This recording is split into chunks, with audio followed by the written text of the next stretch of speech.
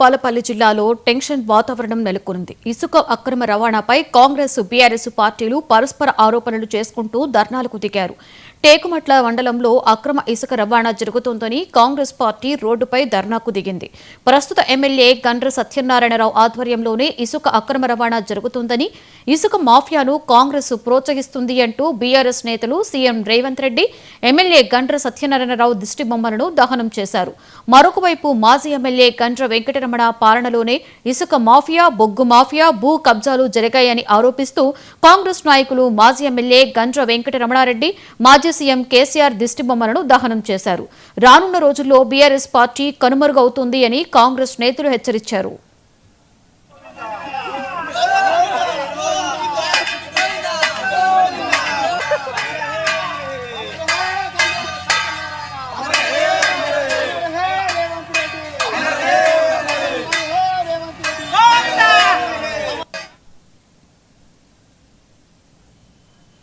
సమాజానికి సేవ చేయాలి అనే ఆశయం ఉండడం అభినందనీయమని గుంటూరు తూర్పు ఎమ్మెల్యే నసీర్ అన్నారు. స్థానిక కన్యకా పరమేశ్వరి అమ్మవారి ఆలయంలో ఏర్పాటు చేసిన ఆర్వో వాటర్ ప్లాంట్ ను ఎమ్మెల్యే ప్రారంభించారు.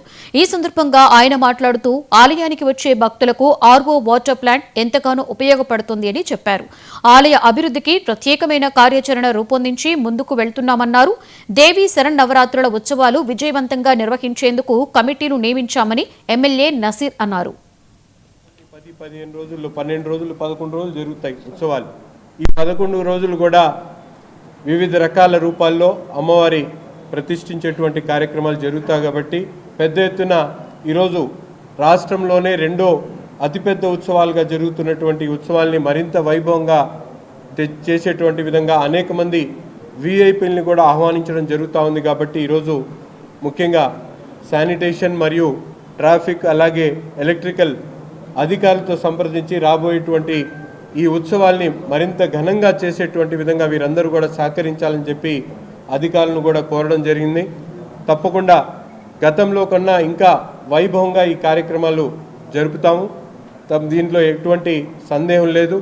అమ్మవారికి సేవ చేయాలనేటువంటి ఆలోచన కలిగినటువంటి ప్రతి ఒక్కరు కూడా భాగస్వాములు చేసి దీంట్లో ఈ కార్యక్రమాన్ని విజయవంతం చేస్తాం.